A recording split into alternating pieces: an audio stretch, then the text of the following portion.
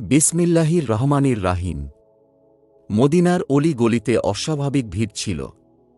সাহাবাগণের একদল খুব জোরে আল্লাহু আকবার ধ্বনি দিচ্ছিল। একে অপরকে মুবারকবাদ দিতে দিতে মসজিদে নববীর দিকে যাচ্ছিল, আর তাদের অগ্রনায়ক ছিল আবু বকর সিদ্দিক রাদিয়াল্লাহু আনহু। আল্লাহ তাআলা ইহুদীদেরকে ধ্বংস করুন। সেদিন তাদের সমস্ত কল্পনা বিফলে পর্যবসিত হয়েছিল। তারা পরস্পরে কথা বলতে বলতে যাচ্ছিল। আবু বকর সিদ্দিক রাদিয়াল্লাহু আনহু আজ অপূর্ব আনন্দ উপভোগ করছিলেন। তিনি ছিলেন সেদিন মানুষের মধ্যমণি। আজই তিনি প্রথমবারের মতো নানা হওয়ার মর্যাদা লাভ করলেন। মসজিদে নববীতে পৌঁছার পর নবী সাল্লাল্লাহু আলাইহি ওয়াসাল্লাম এর চেহারাও খুশিতে হাস্যোজ্জ্বল ছিল। এদিকে আসমা রাদিয়াল্লাহু আনহা স্বীয় নবজাতককে রাসূল সাল্লাল্লাহু আলাইহি ওয়াসাল্লাম এর কোলে তুলে দিলেন। তিনি খেজুর চেয়ে নিয়ে স্বীয় মুখে নিয়ে তা চিবালেন, অতঃপর বাচ্চার মুখে নিজের থুতু দিলেন, আর এ বাচ্চার নাম রাখলেন আব্দুল্লাহ। এভাবেই ওই বাচ্চার পেটে সর্বপ্রথম যা প্রবেশ করেছিল তা ছিল রাসূলুল্লাহ সাল্লাল্লাহু আলাইহি ওয়াসাল্লাম এর থুতু মুবারক। সচরাচর তো বহু সন্তানই জন্মগ্রহণ করে এবং আনন্দ উল্লাস করা হয়, কিন্তু ওই বাচ্চার এদিক থেকে বিশেষত্ব লাভ করেছিল যে হিজরতের পর সেই ছিল প্রথম মুসলমান নবজাতক। যখন রাসূলুল্লাহ সাল্লাল্লাহু আলাইহি ওয়াসাল্লাম এর হিজরত করে মদিনায় আসলেন, তখন ইহুদিরা গুজব ছড়িয়ে দিল যে তাদের জ্যোতিষীরা মুসলমানদের উপর জাদু করেছে, ফলে তাদের কোনো বাচ্চা জন্মগ্রহণ করবে না। আর আল্লাহর কি ইচ্ছা যে এতদিন পর্যন্ত কোনো সন্তান জন্মগ্রহণ করে নাই, আর যদি একজন হয়েছে তাও তা মৃত্যুবরণ করত। এতে করে ইহুদিদের আনন্দ করারও একটি সুযোগ হয়ে গেল। সে সময় আবু বকর সিদ্দিক রাদিয়াল্লাহু আনহু এর মেয়ে আসমা হিজরতের কষ্ট স্বীকার করে মক্কা থেকে কোবায় এসে পৌঁছালেন। তিনি তখন সন্তান সম্ভাবনা ছিলেন। কোবায় পৌঁছার পর তার গর্ভ থেকে এক সুন্দর সন্তান জন্মগ্রহণ করল। এ সন্তান জন্মগ্রহণের পর অস্বাভাবিক আনন্দ সেখানে উদযাপিত হয়েছিল। আল্লাহু আকবার ধ্বনি এত জোরে উচ্চারিত হতে লাগল যে মদিনা কেঁপে উঠল। কেননা এর মাধ্যমে ইহুদিদের প্রচার প্রোপাগান্ডা নিষ্ফল হয়ে গেল। হিজরতের পর প্রথম নবজাতক সম্পর্কে কিছুটা অবগত হই। তার নাম ছিল আব্দুল্লাহ। বংশধারা হল জুবাইর বিন আওয়াম বিন খুয়াইলিদ বিন আসাদ বিন আব্দুল উজ্জা বিন কুসাই উম্মুল মুমেনিন খাদিজা বিনতে খুয়াইলিদ রাদিয়াল্লাহু আনহা। আব্দুল্লাহ রাদিয়াল্লাহু আনহু পিতা জুবাইর বিন আওয়াম রাদিয়াল্লাহু আনহু এর আপন ফুফি ছিল, আর রাসূল সাল্লাল্লাহু আলাইহি ওয়াসাল্লাম এর ফুফি সাফিয়া বিনতে আব্দুল মুত্তালিব জুবাইর বিন আওয়াম রাদিয়াল্লাহু আনহু এর মা এবং আব্দুল্লাহ বিন জুবাইর রাদিয়াল্লাহু আনহু এর দাদি ছিলেন, যিনি প্রথম শ্রেণীর মুসলমানদের অন্তর্ভুক্ত ও অনেক সাহসী মহিলা ছিলেন। তিনি কবিতা লিখতেন। আব্দুল্লাহ বিন জুবাইর রাদিয়াল্লাহু আনহু মা আসমা বিনতে আবু বকর সিদ্দিক রাদিয়াল্লাহু আনহা ছিলেন। সে প্রাথমিক পর্যায়ে ইসলাম গ্রহণকারিণী এবং জান্নাতের সুসংবাদ প্রাপ্তা মহিলাদের অন্তর্ভুক্ত ছিলেন। হিজরতের ঘটনায় তার ভূমিকার কথা সকলেরই জানা। তার খালা উম্মুল মুমেনিন আয়েশা রাদিয়াল্লাহু আনহা এবং নানা আবু বকর সিদ্দিক রাদিয়াল্লাহু আনহু, যে নবীগণের পর উম্মতের মধ্যে সবচেয়ে উত্তম ব্যক্তি ছিলেন। এত উন্নত বংশে জন্ম নেয়ার সৌভাগ্য কম লোকেরই হয়ে থাকে। আব্দুল্লাহ বিন জুবাইর রাদিয়াল্লাহু আনহু পিতা মাতা উভয়ের দিক থেকেই সম্ভ্রান্ত বংশের লোক ছিলেন। আয়েশা সিদ্দিকা রাদিয়াল্লাহু আনহা তাকে খুবই মুহাব্বত করতে। এখন সে একটু বড় হয়েছে, তখন তাকে স্বীয় বোনের কাছ থেকে নিয়েছেন এবং নিজেই তার লালন পালন করেছেন। রাসূল সাল্লাল্লাহু আলাইহি ওয়াসাল্লাম এর কথা অনুযায়ী নিজেকে উম্মে আব্দুল্লাহ বলে ডাকতেন। আর এই হল আব্দুল্লাহ বিন জুবাইর রাদিয়াল্লাহু আনহু। সে বুদ্ধিমত্তা, বক্তা, উপস্থিত বুদ্ধি, আল্লাহ ভীরুতা, তীরান্দাজ, তলোয়ার চালনা এবং বাহাদুরিতে ছিলেন অন্যান্য। উসমান বিন জালহা রাদিয়াল্লাহু আনহু বলেন, আব্দুল্লাহ বিন জুবাইর রাদিয়াল্লাহু আনহু তিনটি বিষয়ে অতুলনীয় ছিলেন: ১. সাহসিকতা, ২. ইবাদত ও ৩. সাহিত্যিকতা। সুবক্তা ছিলেন, আর কেনই বা এমন হবে না। তার পেটে প্রথম খাবার ছিল রাসূল সাল্লাল্লাহু আলাইহি ওয়াসাল্লাম এর মুখের থুতু মোবারক। উপস্থিত বুদ্ধি এত তীক্ষ্ণ ছিল যে একবার বাচ্চাদের সাথে খেলতেছিলেন আর ওই দিক দিয়ে উমর রাদিয়াল্লাহু আনহু অতিক্রম করছিলেন। অন্যান্য বাচ্চারা তাকে দেখে দ্রুত পালিয়ে গেল, কিন্তু সে তার যথাস্থানে দাঁড়িয়ে থাকলেন। উমর রাদিয়াল্লাহু আনহু জিজ্ঞেস করলেন, তুমি অন্যদের মতো কেন চলে গেলে না? আব্দুল্লাহ উত্তরে বললেন, আমি কোনো অন্যায় করি নাই যে আপনার ভয়ে পালিয়ে যাব, আর রাস্তা ও সংকীর্ণ নয় যে আপনার জন্য রাস্তা ছেড়ে দিয়ে চলে যাব। তখনও সে ছোটই ছিল। এক বর্ণনা অনুযায়ী স্বীয় পিতার কথায় মদিনার বাচ্চাদেরকে একত্রিত করে বলল, বড়রা যেমন আল্লাহর রাসূলের হাতে বায়াত করছে, আমরা ছোটরা কেন করব না? সে অন্যান্য বাচ্চাদেরকে সাথে নিয়ে মসজিদে নববীতে প্রবেশ করল। আল্লাহর রাসূলও সাল্লাল্লাহু আলাইহি ওয়াসাল্লাম স্নেহ সুলভ দৃষ্টিতে তাকালেন। সে বলল, হে আল্লাহর রাসূলও সাল্লাল্লাহু আলাইহি ওয়াসাল্লাম, আমরা আপনার নিকট বায়াত হওয়ার জন্য উপস্থিত হয়েছি। অন্যান্য বাচ্চারা তো দূরে সরে গেছে, অথচ সে সেখানেই দাঁড়িয়ে আছে। তিনি বললেন, তোমার হাত বাড়াও। আর আব্দুল্লাহ বিন জুবাইর নানার হাতে হাত রাখল। তিনি অত্যন্ত মুহাব্বতের এবং স্নেহের সাথে জড়িয়ে ধরলেন এবং বললেন, ছি, এর শাব্দিক অর্থ হয় তুমি তোমার বাপের বেটা। মূলত উদ্দেশ্য হল তোমার মধ্যে তোমার বাবার গুণাবলী পুরোপুরি রয়েছে। আর পিতাই বা কে যে রাসূল সাল্লাল্লাহু আলাইহি ওয়াসাল্লাম এর ফুফুর ছেলে। রাসূলের হওয়ারই বিশেষ সহচর, জান্নাতের সুসংবাদ প্রাপ্ত 10 জন সাহাবীর মধ্যে একজন। আব্দুল্লাহর উপাধি ছিল হামামাতুল মসজিদ, মসজিদের কবুতর। আব্দুল্লাহ বিন জুবাইর রাদিয়াল্লাহু আনহু জীবনের অসংখ্য ঘটনা রয়েছে, কিন্তু তার পরিচালনা শক্তি তখন স্পষ্ট হয়েছে যখন উসমান বিন আফফান রাদিয়াল্লাহু আনহু একটি ক্ষুদ্র সৈন্যদলের সেনানায়ক করে আফ্রিকায় পাঠালেন। সে সময় সেনানায়ক ছিলেন উসমান রাদিয়াল্লাহু আনহু এর দুধ ভাই আব্দুল্লাহ বিন সাদা বিন আবু সারহ রাদিয়াল্লাহু আনহু। প্রত্যেক দিন সকালে লড়াই হতো, উভয় দল মুখামুখি হতো এবং দুপুর পর্যন্ত লড়াই চলত। ততক্ষণে উভয় প্রান্তের যুদ্ধারাই ক্লান্ত হয়ে যেত। তখন যুদ্ধ আগামী দিনের জন্য মুলতবি করা হতো। আবার পরের দিন নতুন করে যুদ্ধ শুরু হতো। আব্দুল্লাহ বিন জুবাইর রাদিয়াল্লাহু আনহু বয়স তখন 27 বছর ছিল। প্রধান সেনাপতির কক্ষে গ্রুপ লিডারদের মিটিং চলছে। প্রত্যেকে নিজ নিজ পরামর্শ দিচ্ছে।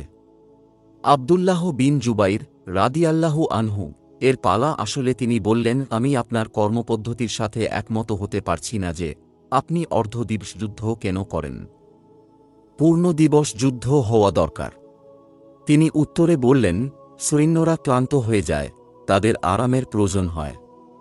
আব্দুল্লাহ বিন জুবাইর রাদিয়াল্লাহু আনহু বললেন, কখনো নয়। দুশমনকে ক্লান্ত হতে দিন, তাদের উপর পূর্ণ দিবস আক্রমণ করুন যাতে করে তারা পরাজিত হয়ে যায়। প্রধান সেনাপতি বললেন, আপনার কি চিন্তা? আব্দুল্লাহ বিন জুবাইর রাদিয়াল্লাহু আনহু বললেন, সৈন্যদেরকে 2 ভাগে ভাগ করা হোক। এক দল সকালবেলা যুদ্ধ করবে এবং দুপুর পর্যন্ত যুদ্ধ করতে থাকবে, আর অন্য দল তখন আরাম করবে। দুপুরের সময় কল্পনাতীতভাবে সতেজ সৈন্যদল অগ্রসর হবে এবং ক্লান্ত সৈন্যরা পিছনে চলে আসবে। এভাবে একদিনেই যুদ্ধ শেষ হয়ে যাবে। প্রধান সেনাপতি কামান আব্দুল্লাহ বিন জুবাইর রাদিয়াল্লাহু আনহু এর হাতে দিয়ে দিল। পরের দিন কর্মপদ্ধতি অনুযায়ী যুদ্ধ শুরু হল। শত্রুরা দুপুরের সময় ফেরার প্রস্তুতি নিচ্ছিল। হঠাৎ করে সতেজ সৈন্যদল অগ্রসর হয় দুশমন বাহিনীকে পদদলিত করে রেখে দিল।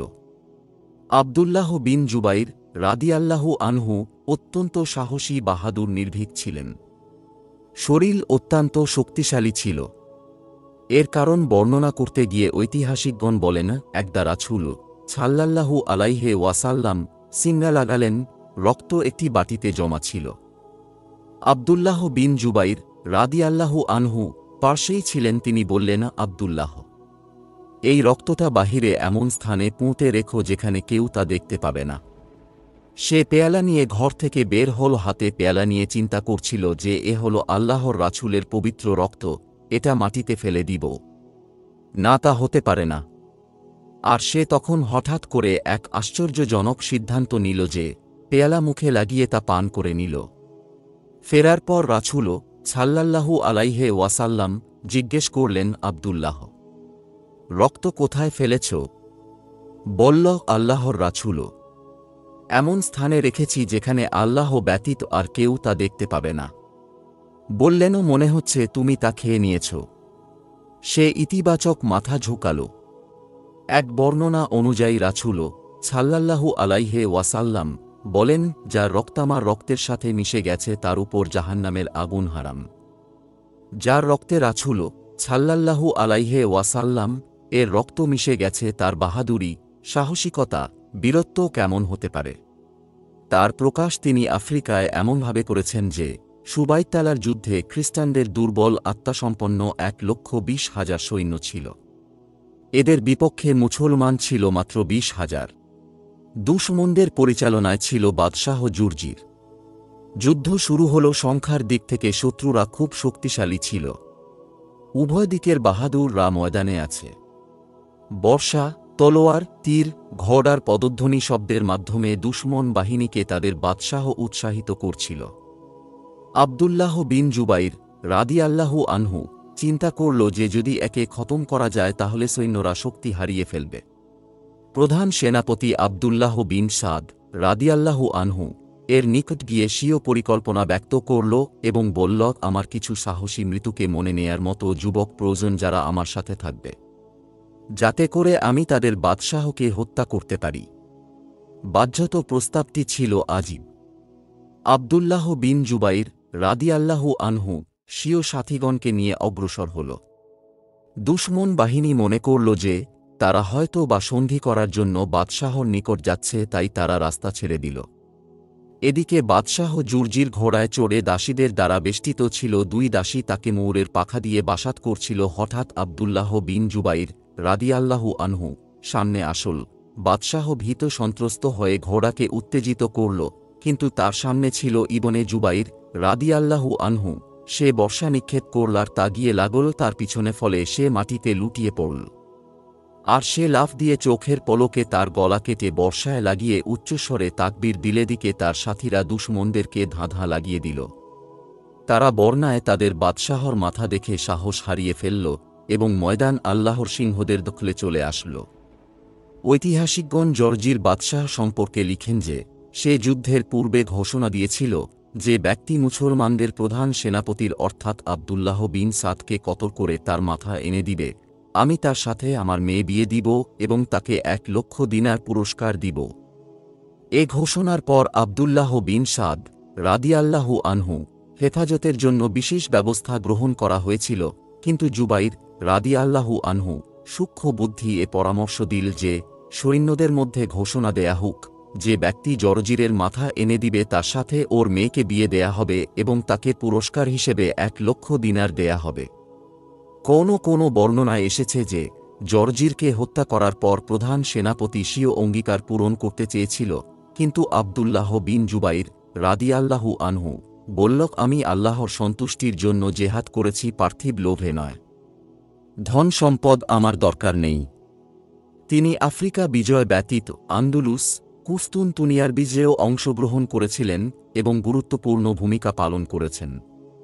ইতিহাস এমন একদিনও প্রত্যক্ষ করেছে যে ইয়াজিদ বিন মুয়াবিয়া রাদিয়াল্লাহু আনহু মৃত্যুর পর সে তার ছেলে দ্বিতীয় মুয়াবিয়াকে খলিফা নির্ধারণ করে। সে তখন 18 বছর বয়সের এক দুর্বল বালক ছিল এবং খুব দ্রুত কাউকে খলিফা নির্ধারণ করা ব্যতীত ইন্তেকাল করে। এ মুহূর্তে আব্দুল্লাহ বিন জুবাইরের জন্য ময়দান খালি ছিল। মক্কার লোকেরা যখন বায়াত করল তখন হেজাজের অধিবাসীরাও তা মেনে নিল। এদিকে এ খবর মদিনায় পৌঁছালে ওখানকার অধিবাসীরাও তার নেতৃত্ব মেনে নিল। তিনি উমাইয়া যুগের প্রতিনিধিদেরকে হটিয়ে নিজের বিশ্বস্ত লোকদেরকে প্রতিনিধি নিয়োগ করলেন। আব্দুল্লাহ বিন জুবাইর রাদিয়াল্লাহু আনহু রাষ্ট্র পরিচালনা বেশি দিন চলে নাই। শাম দেশে তখনও উমাইয়াদের সরকার ছিল। তারা তাদের সাম্রাজ্য বিস্তারের জন্য চেষ্টা করতে থাকল। অতপর মিশরবাসীকে সাথে নিয়ে ইরাকে হামলা করল। এদিকে আব্দুল্লাহ বিন জুবাইর রাদিয়াল্লাহু আনহু তাঁর ভাই মুসাবের স্থলে তাঁর ছেলে হামজাকে ইরাকের গভর্নর বানালেন। উভয় দলের মাঝে যুদ্ধ হল। উমাইয়ারা বিজয়ী হল এবং মুসাব শহীদ হল। এরপর আস্তে আস্তে হেজাজ ব্যতীত অন্যান্য এলাকা উমাইয়ারা নিজেদের দখলে নিতে লাগল। অতপর তারা মক্কা মুকাররামাকে হস্তগত করার জন্য ৭২ হিজরিতে হাজ্জাজ বিন ইউসুফ ২,০০০ সৈন্য সাথে করে নিয়ে আসল। সে মানুষকে লোভ দেখানো ছাড়াও ধমক ও শক্তি দেখাতে লাগল এবং আবদুল্লাহ বিন জুবাইর রাদিয়াল্লাহু আনহু এর সাথীগণ আস্তে আস্তে হাজ্জাজের সাথ দিতে লাগল। এমনকি পবিত্র কাবার দিকেও কামান তাক করানো হল। আবদুল্লাহ রাদিয়াল্লাহু আনহু কে তার হাজ্জাজের অনুসরণের জন্য বাধ্য করা হল। তাঁর সম্মানিত মা আসমা রাদিয়াল্লাহু আনহা ৯২ বছর বয়স্কা ছিলেন, তখন অন্ধ হয়ে গিয়েছিলেন। তিনি তাঁর মায়ের পরামর্শ চাইলেন, তখন তিনি যে উত্তর দিয়েছিলেন তা ইতিহাসে সোনালী অক্ষরে খচিত হয়েছে। ইবনে জুবাইর আর্জ করল, আম্মা, আমার আত্মীয় স্বজন এবং প্রিয়জনরা আমার সাথে ধোঁকাবাজি করেছে। তারা আমাকে ছেড়ে চলে গিয়েছে। এখন সামান্য কয়েকজন আছে, পরাজয় নিশ্চিত। আমি কি করতে পারি? আসমা রাদিয়াল্লাহু আনহা উত্তরে বললেন, আমার প্রিয় সন্তান, যদি তুমি আল্লাহর সন্তুষ্টির জন্য যুদ্ধ করে থাকো এবং বুঝো যে তুমি সত্যের উপর আছো, তাহলে তোমার শহীদ সাথীদের সাথী হও এবং দুশমনের সামনে মাথা নত করবে না। আর যদি তুমি দুনিয়া প্রাপ্তির জন্য যুদ্ধ করে থাকো, তাহলে তোমার মতো ভ্রান্ত আর কেউ নেই যে নিজের সাথীদেরকে অন্যায়ভাবে মেরেছ। আর যদি তুমি বলো যে আমি সত্যের উপর ছিলাম, কিন্তু সাথীরা শহীদ হয়ে যাওয়ায় এবং আমার সাথে ধোঁকাবাজি করে আমাকে ছেড়ে চলে যাওয়ায় আমি দুর্বল হয়ে গেছি, তাই স্বীয় ভূমিকা পরিবর্তন করছি, তাহলে তা দিনদার লোকদের পরিচয় নয়। এমন জীবনের চেয়ে মৃত্যু পথের যাত্রী হওয়া অনেক উত্তম। এ কথা শুনে আবদুল্লাহ রাদিয়াল্লাহু আনহু মায়ের সাথে গলা লাগিয়ে তার মাথায় চুমু খেল এবং বলল, আম্মাজান, আমার মৃত্যুতে ধৈর্য ধারণ করবে। আমি জেনে শুনে কখনো অন্যায় ও ফাহেসা কাজ করি নাই, কোনো মুসলমানের উপর অত্যাচার করি নাই, আর না কোনো করদাতাকে হত্যা করেছি। সর্বসময় আল্লাহর হক ও ওয়াজিব সমূহ আদায় করেছি। মায়ের দোয়া নিয়ে বিদায় নিল এবং সমস্ত উৎসাহ ও উদ্দীপনাকে পদাঘাত করে ১৪ জুমাদাল উলা ৭৩ হিজরিতে শাহাদাতের পেয়ালা পান করলেন। হাজ্জাজ বিন ইউসুফের নির্দেশে এ পবিত্র লাশ শুলিতে চড়ানো হয়েছিল। শাহাদাতের সময় তাঁর বয়স ছিল ৭৩ বছর।